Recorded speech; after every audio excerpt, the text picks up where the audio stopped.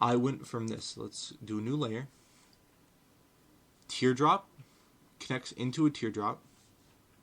Of course, you could argue it's a different shape, but I just go for teardrop. It's easier. We just learned that. Boom. Do cylindrical. And you might be saying, oh, it doesn't match up with your bicep here. It does not matter. We'll add the detail later when we feel like it. We're going to add a joint there to show the elbow, where the elbow should be placed. It's a bit off symmetrical, but we can fix that later. Level no 5. problem.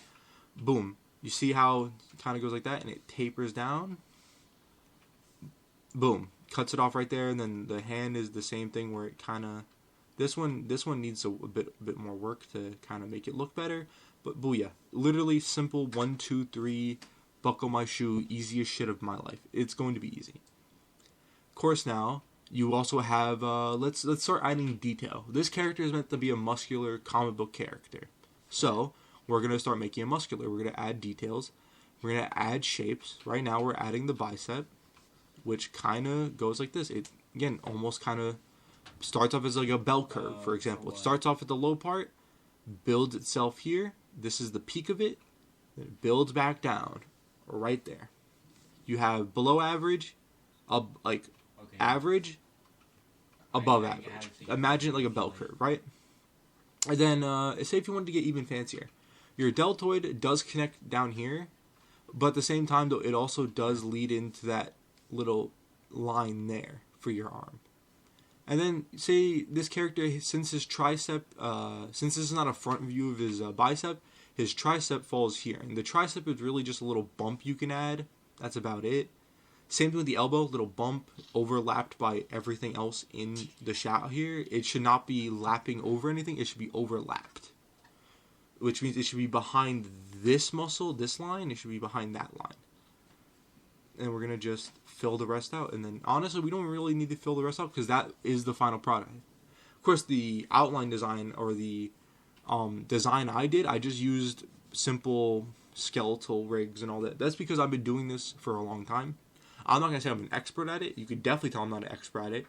But it's something that I've been doing for a long time. It's something I can simplify and make it easier for myself to do and shit. For someone maybe starting off, it's better to look at other people's guides too, to compare it to mine, to see where I might have went wrong with my ideas, where everything kind of just doesn't work for you. It's always better to try out new solutions that work better for you, but this is what worked for me when I first started off, was by using shapes that were very generic and then adding my own detail to it. You know? So that's what worked for me, and I feel like if you're starting to get into art, it might work for you, but then also at the same time, find what feels right to you.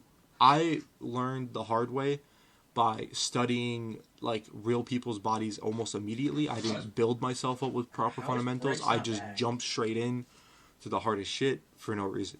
Again, though, that's pretty much how it's going to be laid out. That's how it works. That's how the fundamental shapes of the arms work. And we're going to do a quick little run through. I've been yapping for a bit. You probably forgot it with your low attention span. Maybe I might slap on some Subway Surfer gameplay for you. I don't know. We're going to see how kind editor Sean is. Boom. We're going to run through real quick. Deltoid, teardrop. Bicep, cylinder. Exposed to the forearm, sketch. Forearm, cylinder, tapers down below. Tapers below. Tapers down. That's all you gotta know. Cylinder tapers down. Bicep, normal cylinder. And then the deltoid, boom. That's a teardrop. Simple as that, easy as pie. Now that you know the general shapes and how you're going to place them, now that you know the general shapes, it comes down to placement. And that's something that you could only really ever learn by actually studying the human body, looking at bodybuilders, seeing how their muscles bend and flex. Hell, even looking at fat people and people with less muscle definition can't help, because it shows you how skin folds, how certain things like fat hang, how, you know, just in general, how gravity affects certain things. And it's easier to see that on a fatter person than it is a muscular person. But it's easier to see the line details and how everything kind of connects to each other on a muscular person. Always change who you're looking at. Always change your reference to what you want to draw that day and how you want to learn to draw that day.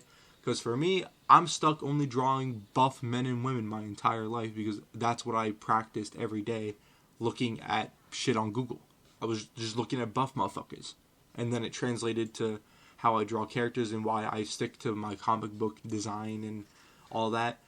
It's a bad habit, and it's one that I'm trying to break, but I made the mistake, so you don't have to. And I hope you enjoyed this video. I don't know if I'm making a full comeback, but I did like this, and I do want to do more tutorials. And just let me know if you guys want to see more.